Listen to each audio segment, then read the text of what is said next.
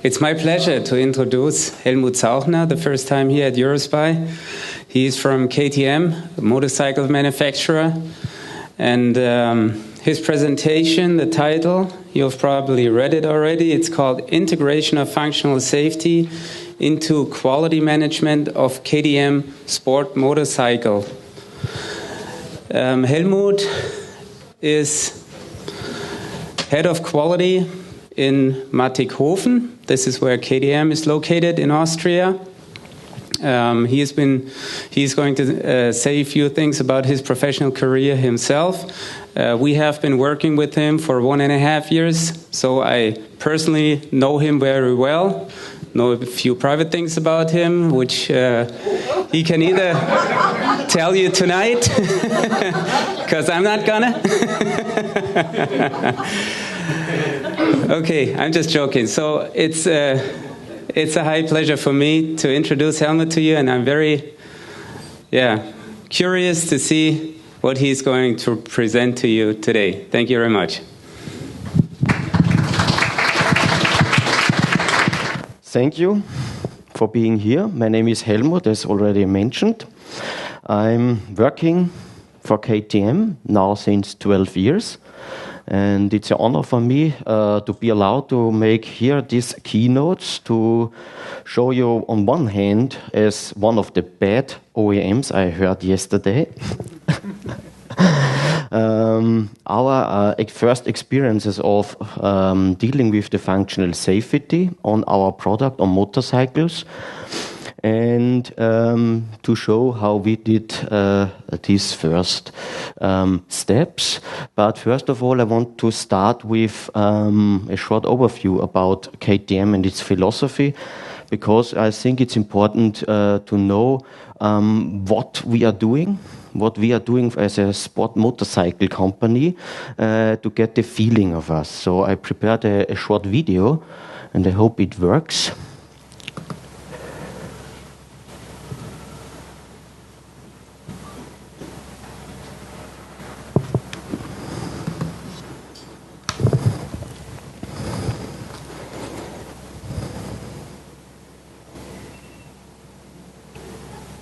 Very dark.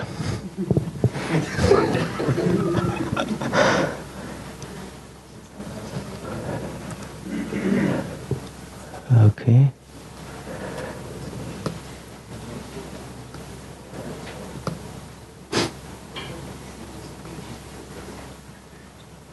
So if not working, then I make my backup. We prepared even a presentation.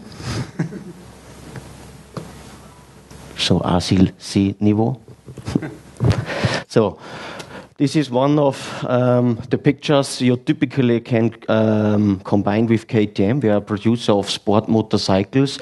Our customers are usually well-experienced riders, searching motorcycles for racing, for leisure activities, for sports.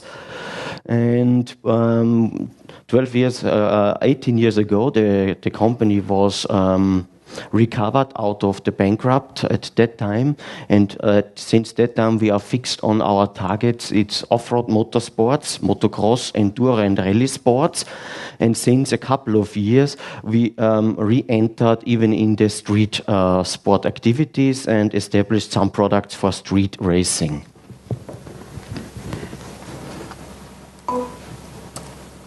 So to my person, as I already informed you, I was born 1977 in Salzburg, so one of the even most nicest cities in Austria. After my study in Steyr as a product and management engineer, I started at KTM, and there I started in the production of our motorcycles. I was responsible for a couple of years for the manufacturing of our engines, our machining shop, our welding, doing our chassis and our exhaust systems. And over the years, I did a career and ended up in the head of production management, and was responsible for 200 employees with about 30 million of turnover. Then I changed to supply chain management and tried to help our suppliers in the whole world to fulfill our high expectations on the products and systems we need for our motorcycles. And since 2 years, I'm head of the quality management and responsible for all quality management activities at KTM. So for all productions, we are now producing motorcycles in Malaysia for the emerging markets, even in India. And for the high-end products, we are doing it still in Mattighofen, but even all the laboratories, the QM system, the standard development process is part of my topic. And since 1 year officially, even the functional safety management. We are treating this topic since 2.5 years with some pilot projects. And now we see we have even to officialize it and to integrate it in all our systems. Since 2012, since beginning this year, I'm even a representative at the Austrian Standard Institute in the Committee for Road Vehicles. And I'm working in the subcommittee of the ISO Institute for Functional Safety and for motorcycles in subcommittee 22. So we started these activities to even give our input in creating international standards for functional safety and functional safety especially for motorcycles. Yeah, in my leisure time I try to find some time for my wife and for my 2 little children. Okay, so only a few about our history. Started in 1943 with the first activities doing motorcycles. Then there was the big crash in 1991 where Mr. Pira took over the company. And since that time we were focused on sport motorcycles, or not even on mopeds and other things. And we concentrated at that time on the orange color to make a level out of KTM and concentrated on the off-road market. But since 2004, we even re-entered the street market and established some street motorcycles. And then in 2008, we even installed a sport car. It's manufactured in Graz. We are doing 50 a year, and it's based on the Formula 1 technology, so with a complete carbon monocoque. Yeah, so this is how we developed. Together with our owners, there are 2 Austrian owning KTM. They have more than the half of KTM. The second big one is Bajaj Auto, an Indian company. And this together we are producing 4.6 million motorcycles a year and are number 4 in the world of the motorcycle market. But most of them, of course, are done here in India, 4.5 million. And 100,000 we are producing here in Austria for the development market and early sport motorcycles.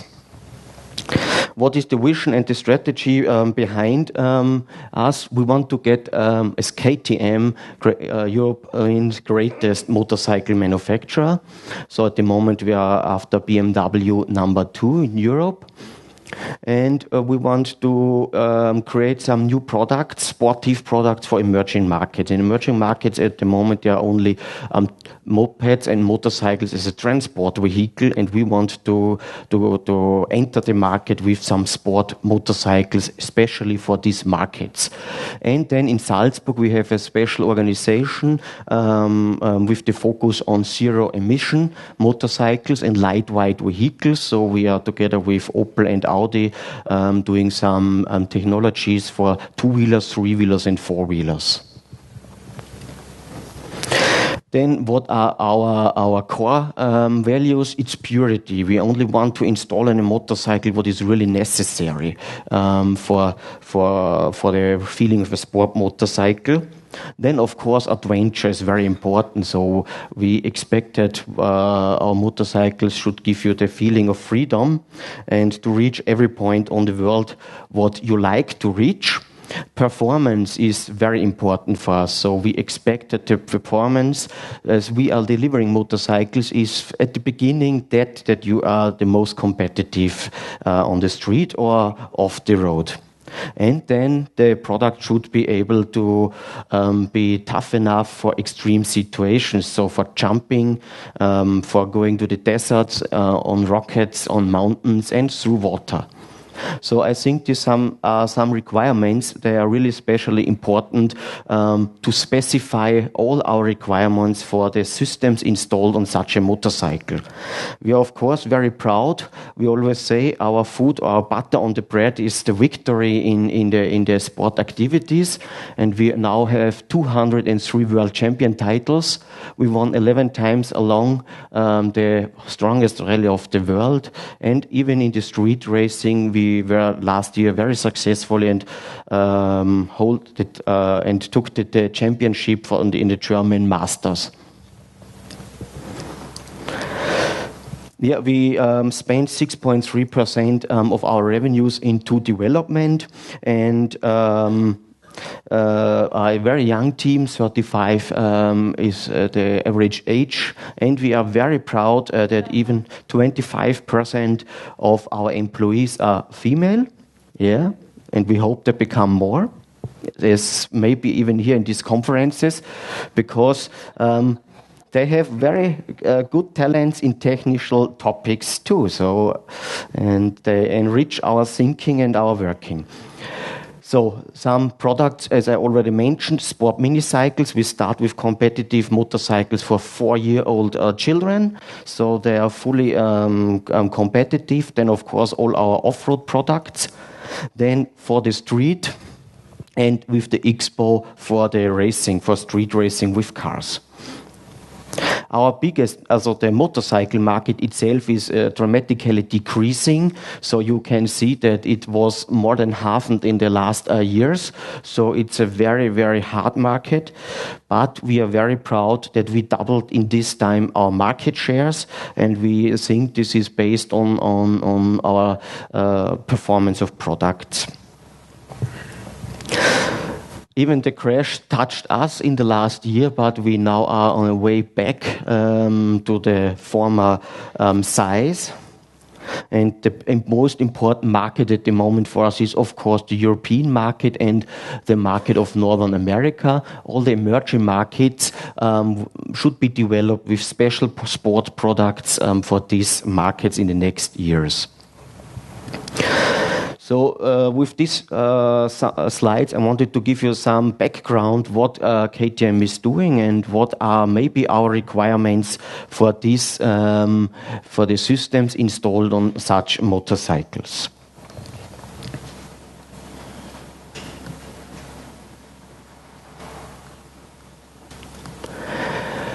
So don't worry.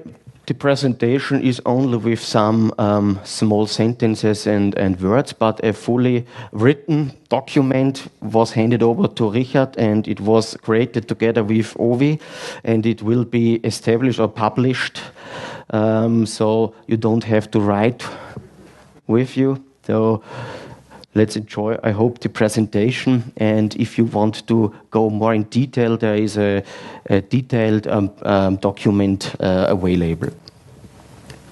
So, first question is why we did enter the topic of functional safety. It's not a completely new topic, since there are a lot of standards available dealing with this topic, but motorcycles were very stupid until now.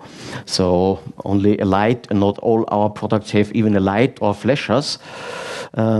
So no intelligent systems are available. Everything is based on mechanics and hydraulics, and therefore functional safety didn't touch us. But then we thought it would be a good idea to have a drive-by-wire system, so you can make a better engine management. Okay, but what will happen if the motorcycle itself decides to accelerate or to decelerate? What will happen then?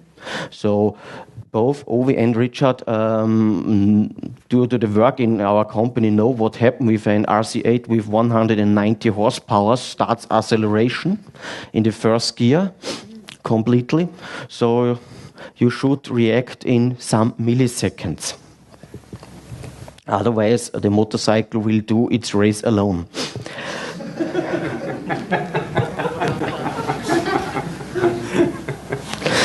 And then our marketing, especially for the street market, thought, okay, drive-by-wire is nice, we have to have it.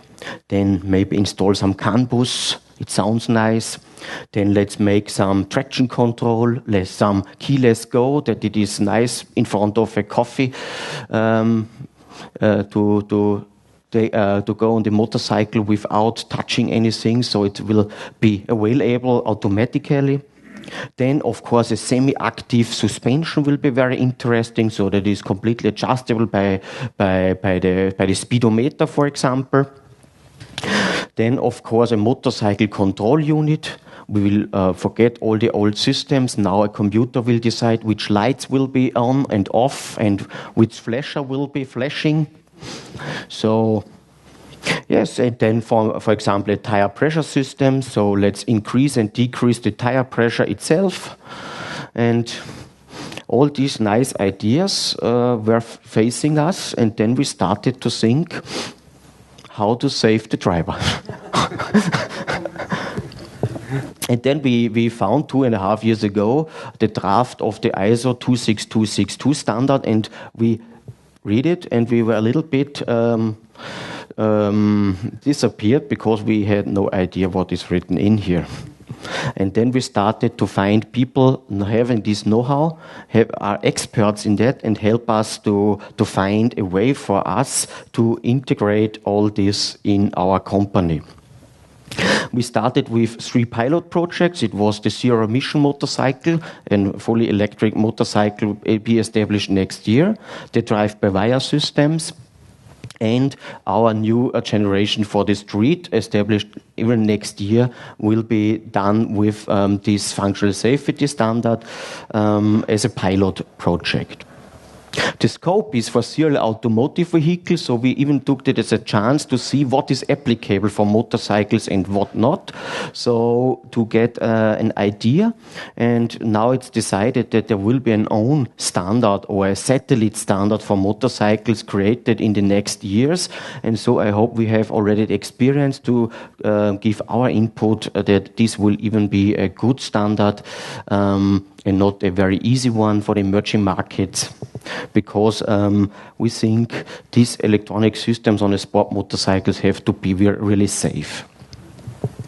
And as we learned from our consultants, is that if you are intelligent, you not only have a more effort with these safety questions, you even can use these intelligent architectures of hardware and software design, of diagnosis, of degradation, and what else is written in these concepts to have more use for the customer. So you can inform him, you can say what's wrong, you can go into different safe states and degrade according to the situation. So, and if you use this, you can make a unique proposition on market with your products. So this is what we even learned. So I think 80% of the effort dealing with this standard are a more value, an increasing value for our motorcycles. So KTM at that time only was dealing with a standard development plan based on APQP, PPAP and ISO 9001. We were not dealing with SPI, CMMI, software, hardware development or anything else. And even in future, we will not develop the hard and software on our own. But we will be responsible for the system. So we will develop different actuators, sensors and control units together with suppliers. But to install it on their vehicle and for the whole system, we will have the responsibility, and therefore we should and have to pay attention.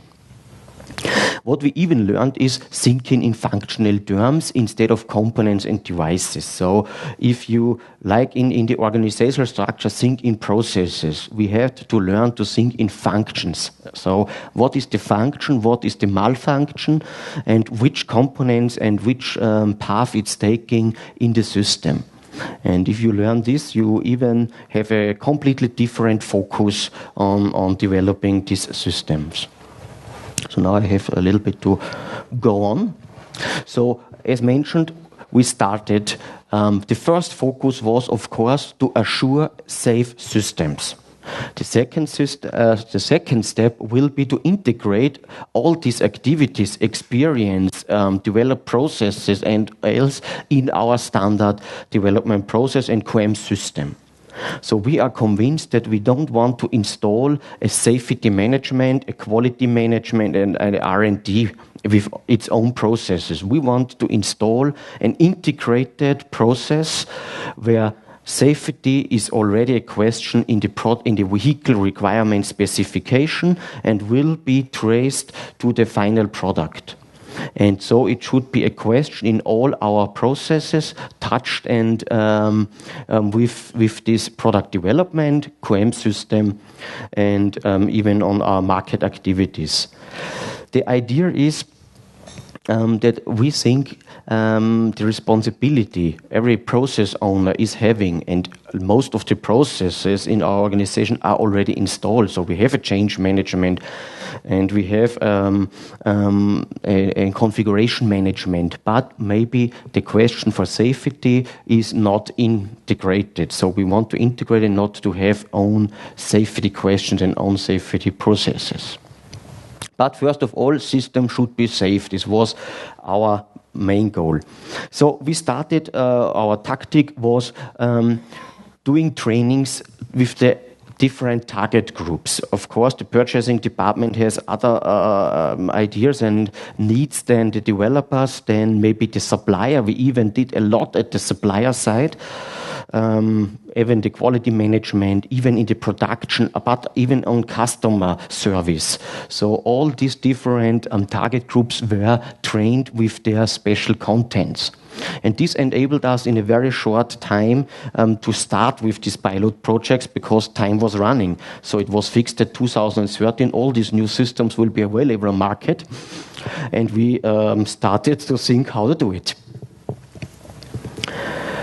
So what is important too is the reporting was a little bit modified. So reporting is in our standard is in the project steering committee, and the project steering committee is we are reporting to the board and directors. And in this case of safety, we changed it. So we report to the project steering committee and to the board of directors directly, because a question of safety is a question of the board of directors, so they have to know about the gaps and about the situations, and they have to take the decisions. So this is very important. Not a small functional safety manager in his office is responsible for it. It is really a decision done by the company and by the owners.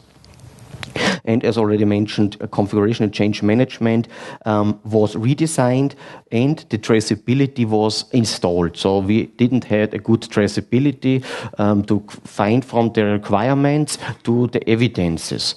So we learned that you have to follow 3 steps and to trace it. And this is very important. So there are the requirements from the vehicle requirement specification done by our marketing department. They tell us what they want. Then there will be established some arguments. So these are the concepts, how we want to do it. So it's called functional safety concept or technical safety concept or what else. But even the architectures and the software design are only arguments. They only want to show you the way. But in the end, you need the evidence, so the formal acceptance. You need, for each step you are doing, an evidence showing that the goal is reached. And to trace this from the requirement to the evidence is one of the most important topics, Then in our company, time and documentation was not most important. We are driven for motorsport, so if something is not working, motorsport and R&D is one department, so they're working together, so they changed. And to sit down and to make a good specification is boring. We want to drive. And then we say what's nice and not, and then we say this is our configuration.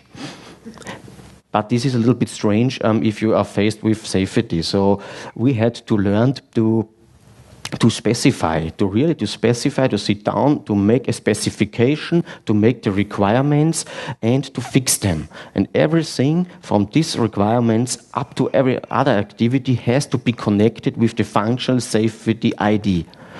So this is really very important, so we had to learn. And on the other hand, if changes are done, there has to be an evaluation by the quality management in form of the functional safety and the R&D together. And then they have to release or to take some actions necessary.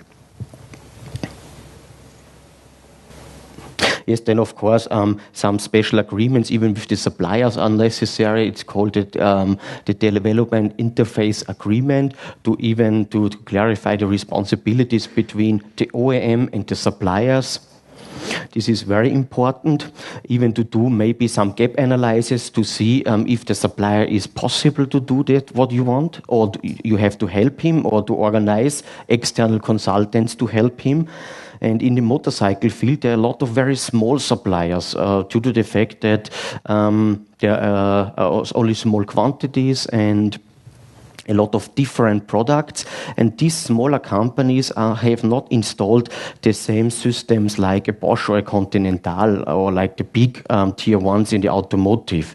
So maybe they even have not heard something about SPICE or something about functional safety. And if this will be, then they have to learn together with you, and you have to guide them.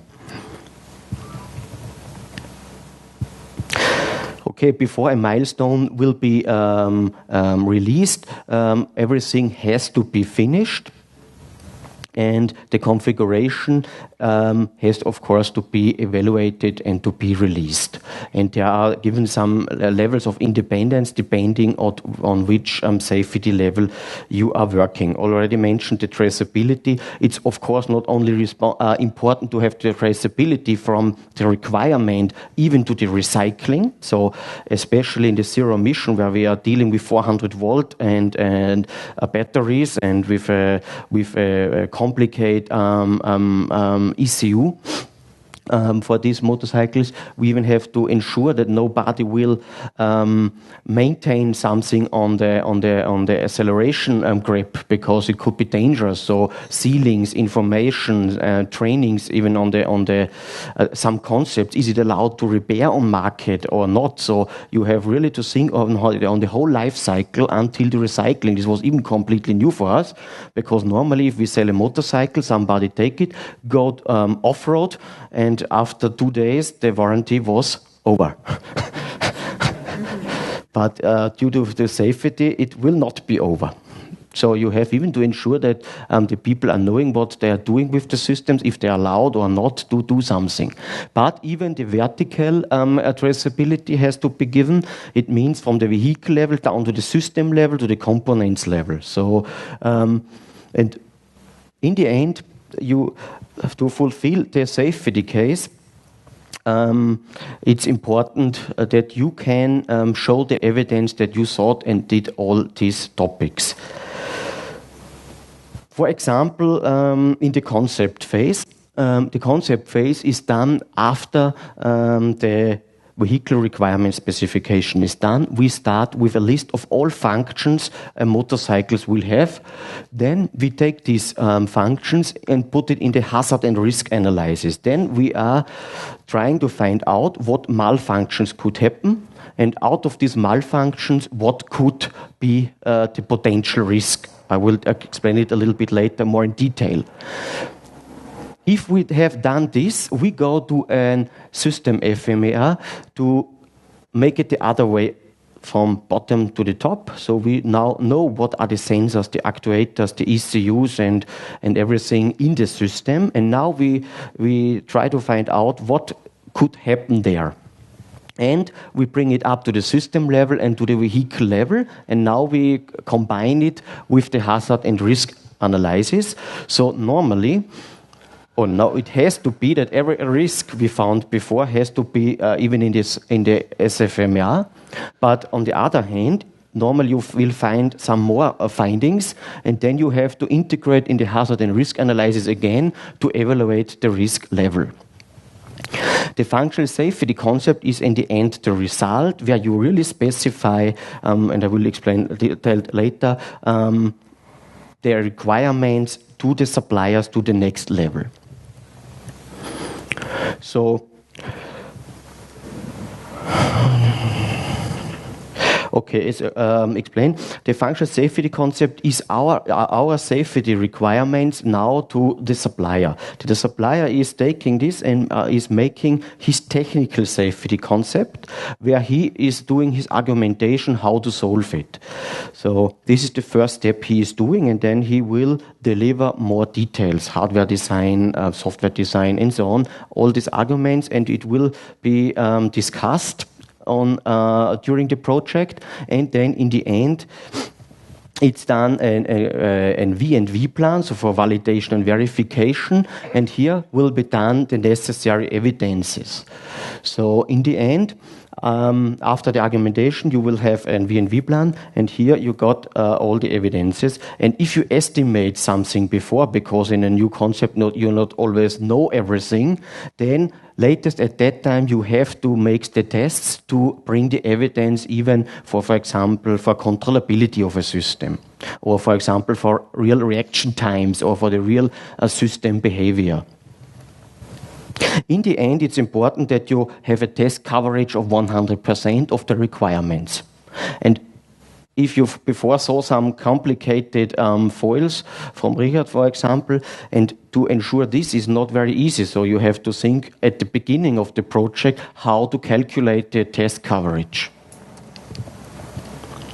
Then, of course, a functional safety assessment will be done to evaluate the completeness and the right deepness of the of the safety case. Safety case, as mentioned, is the whole content of the safety project. So, jetzt beim Schluck Wasser. Ist das meins? Danke. 98 octans. Nice. The hazard and risk analysis now a little bit more in detail. There is the evaluation, as I already mentioned, for the potential risk of the EE system. You want to know what will happen if a malfunction arises. And there, in the end, you get the safety integrity level, which is based on 3 elements. So it's based on the controllability in this situation. So what is the controllability of the driver in the situation a malfunction will arise? Then the second is the exposure. What is the time a driver is spending in the hazard situation? And the third one is, of course, the severity. What will happen? Will he have a fall down? Will he be dead, or only a light injury? Will more than one people be affected or not? So all out of this, you get the famous seal in the ISO 2626. It's called A-seal for automotive seal. Then out of this, you have to define the safety goals and the safe state. That means the safety goal is what is our goal for a safe situation, and what is the safe state? Maybe is it if a malfunction arises, the motorcycle will accelerate unintended. What will we do? Safe state maybe is to turn off the engine. So this you have to define.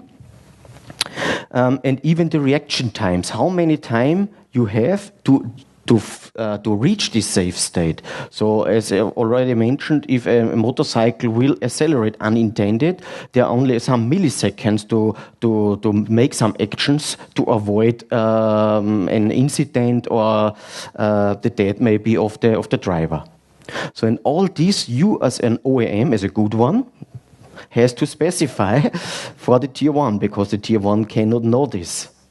But I know, even due to our experience, you are not knowing it normally at the beginning of a project, but you have to do it as fast as possible to do some tests and verification, because otherwise you have the big risk that in the end the system will not fulfill your requirements.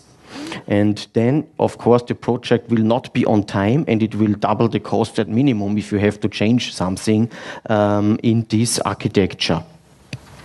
And what is most important is here is the highest independent assessment necessary. After the hazard and risk analysis, after the SFMER, we go to external, and it is even required by the standard, to external experts making the review. Because it's very important that we did it on the right way, not too harmless, not too high, because all other actions now coming are based on this decision. So, of course, if I make the controllability or the exposure time like I like, so maybe the SIL is very low. And to avoid this, an independent assessment is necessary. And yesterday we discussed... 10 Minuten noch. Wollen wir ein bisschen Gas geben, gell? We give him a bit more time. No. 45 minutes. As we discussed yesterday, it's very important that it is a team of different skills. The whole phase of a safety project is necessary. You need the experts knowing the motorcycle dynamics, knowing the motorcycle driving possibilities and the functions. This is important. You have to know it. On the other hand, you are in the need of experts of software design, of hardware design. You are in need of people knowing how to assess, how to ask, how to evaluate this all. And so it's necessary to have here a good mixture of different skills. Nobody alone is able to evaluate such complex systems. And on the hazard and risk analysis, maybe for you, for an information, we try to make it a little bit more effective. So we try to make it from different views. So we try to make some worst case scenarios for high severity to find out what is really the worst case on severity. What is the worst case for the controllability, maybe? Which situation? Is it on curves? Is it on wet streets? Is it in night or by rain? Or when will be the worst case scenarios? But on the other hand, we even look for scenarios with a high exposure. And then you have to find the right mixture. Because if you are only concentrating on high severity, this is maybe in situations with a very low exposure, then of course you get the low SIL.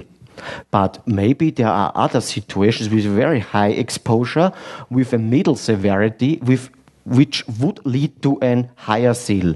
So to ensure that you don't oversee something, you have to be very intelligent creating these situations.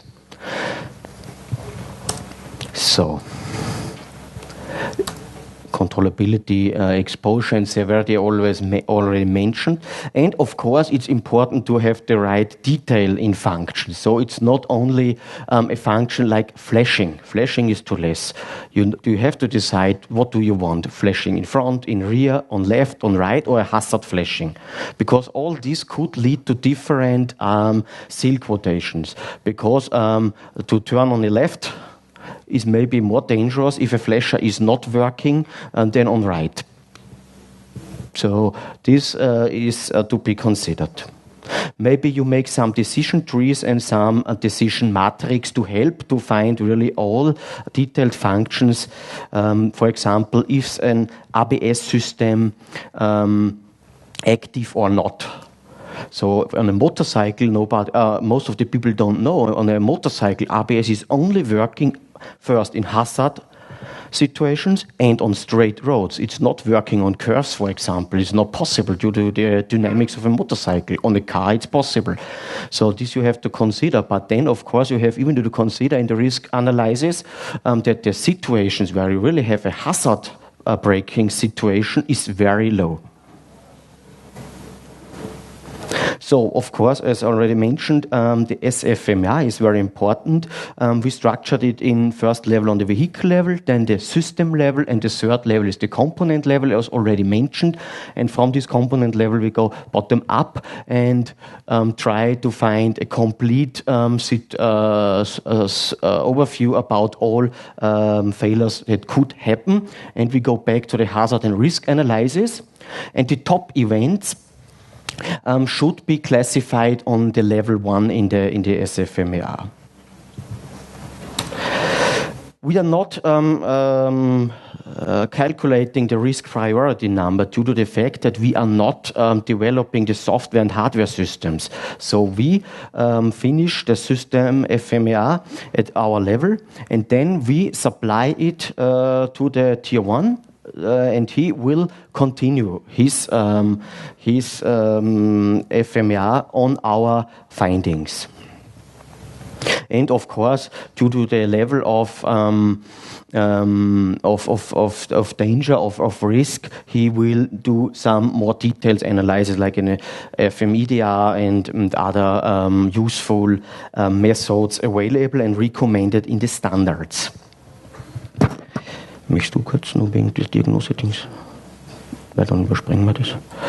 Okay.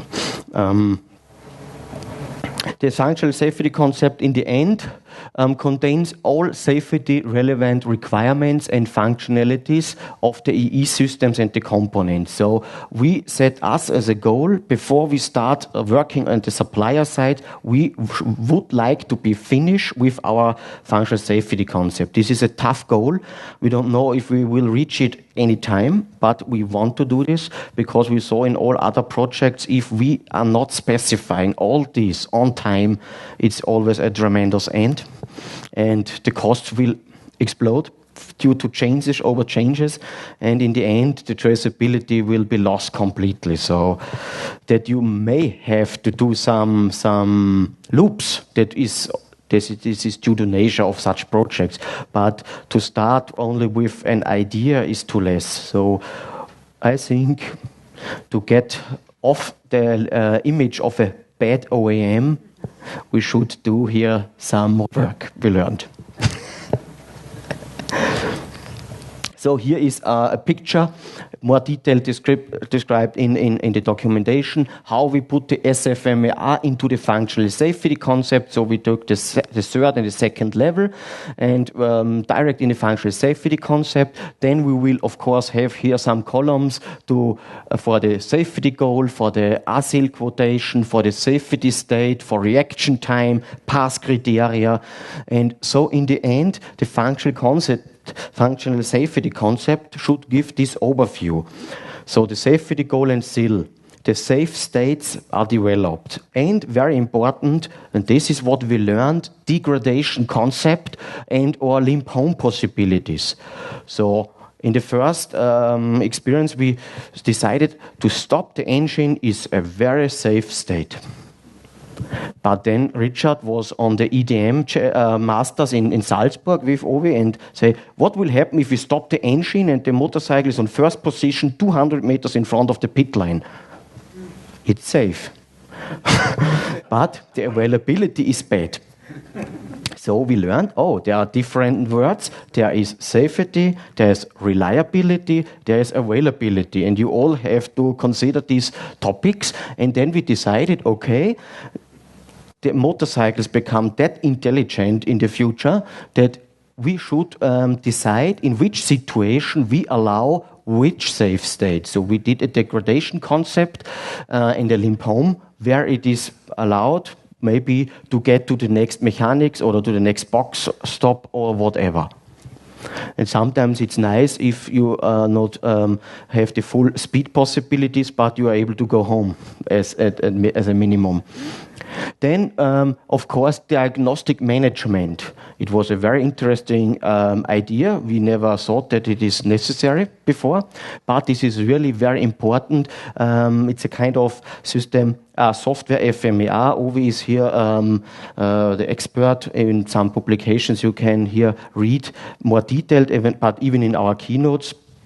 the idea is described. It's very important how to do the diagnosis, how to ensure diagnostic coverage, and to be sure that you really found all functions and malfunctions. So we develop, and this is even a tough goal, we want to start the project with a diagnostic matrix, with a degradation concept. We want to have a state machine that everybody knows which different states are available. So especially on the zero emission motorcycles, for example, there are different states. So it's activated, it's the driving mode, it's the sleeping mode, and so on. So you even have to consider this, and from which state you will go in the next state. Then we try to create a hardware-software interface, even something completely new. Before we hope that the supplier will do this, but as we first time got the ECU and the actuators and the sensors, and they were not able to work, then we thought this is maybe really a good idea to define it before, and how everything is named. So even this is a good idea and should be done. Then, of course, the functional safety concept ID is linked to everything and everywhere, so that you really have a good connections to all the documents, and that the safety manager in the end is possible to have really a safety case. Then, of course, the functional safety concept could be even a functional concept. So we try not to having a functional safety concept, not to having a technical safety concept. We want to have a functional concept and a technical concept integrating even the safety questions, because then it's really integrated even in thinking and in working. So we do not want to decide it. And then, of course, you can make a unique proposition of your system, even to add some further more applicative electrical, mechanical, and software topics to really create a system which behavior is typical for a KTM, for example. So even this we learned. And I hope on time. Absolutely. A little bit fast, but I hope we're able to give you a short overview how the concept phase in functional safety is working and it is done. And I hope you can use some of our experience for your work and for your topics. And say again, thank you very much for your attention and for this possibility to speak for these expert committees. Thank you.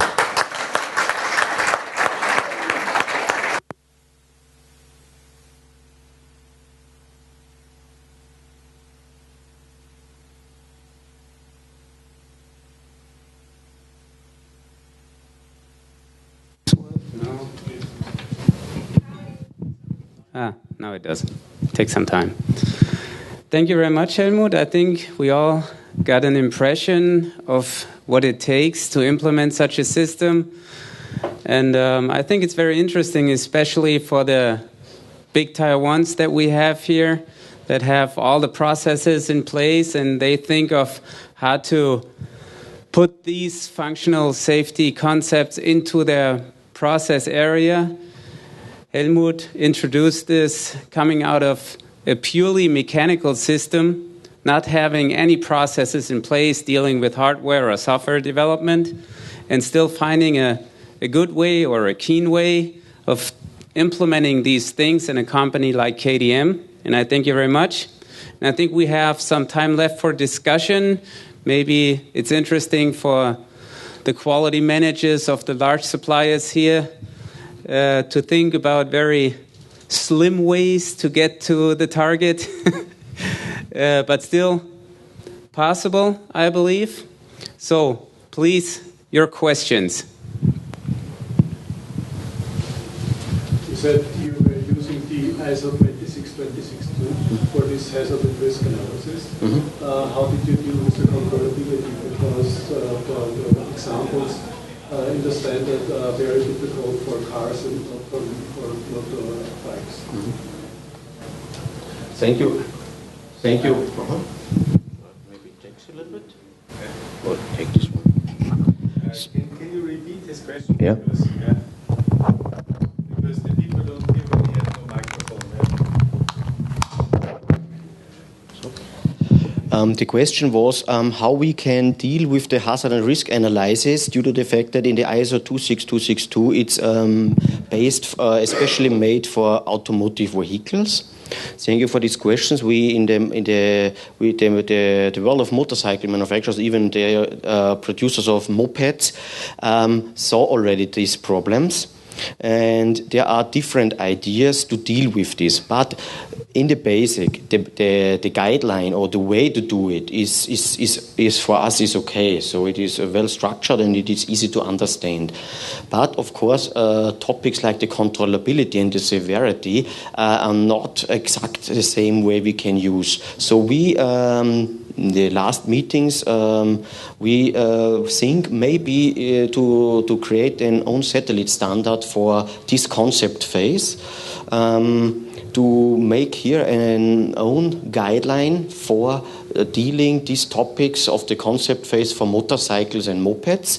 We are thinking on a MSIL. Due to the fact that we want the same standard of devices. So, and drive-by-wire system should be the same technical level than on an automotive. But due to the fact that now the risk analysis used for motorcycles is not respecting these typical dynamics of a motorcycles and the typical functionalities, it leads to dramatic higher ASIL levels. So a drive-by-wire for a car is an ASIL B, for example, and for a motorcycle it would be C or D. So this would be not able to solve. What should we do? Maybe we need a second engine and a second accelerating tool, so it's not possible. Even the space and is not available. So we don't want to have worse solutions, but at least the same technical solutions. And for this, we think there must be a little bit of adjustment. The same is on commercial vehicles. They agreed even to think about an own truck seal or whatever, and doing even here an own concept phase. This all will be started in 2014 and should be established in 2017. And we all want to use the maximum of the established standard, not to complicate it. So in the end, after the concept phase, it should be transferred to the ASIL so that we can use all other chapters of the standard. So this is the basic idea which was born in the last months in the world of motorcycle manufacturers and even on the commercial vehicle manufacturers. And then, of course, we have even to discuss the scope again, because the scope is only for serial vehicles. What is a serial production? And why should a single special vehicle not fulfill safety requirements? But how to handle it, how to handle the effort, how to deal with the reuse of systems and especially for improving the systems. So these are questions even in the automotive sector at the moment.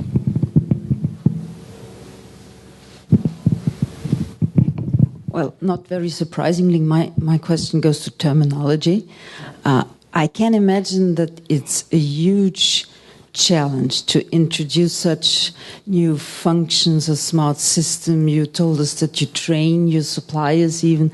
How do you make sure that all these new names, the concepts, the new terms are consistent, correct and consistent in your technical documentation, and how you make sure that your clients, your stakeholders, your suppliers are talking the same language and understanding all these new concepts and these new smart systems?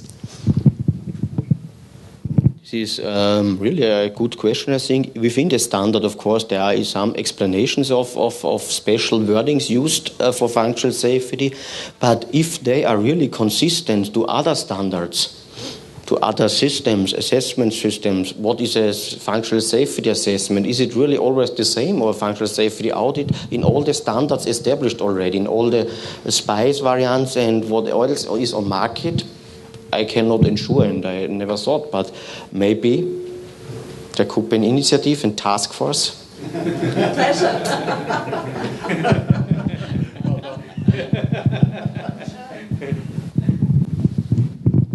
What kind of tool do you use for the RCNR, SNFMR, and the FSC, and how are they linked together?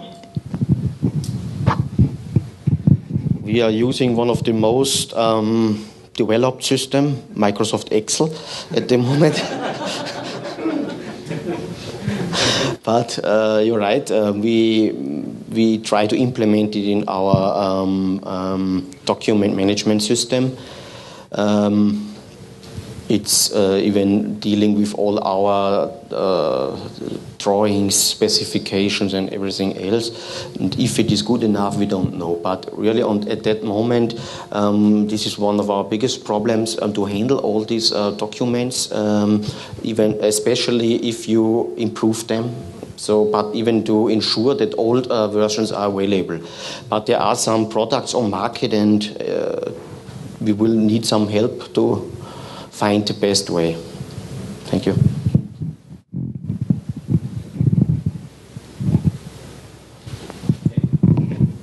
Any further questions?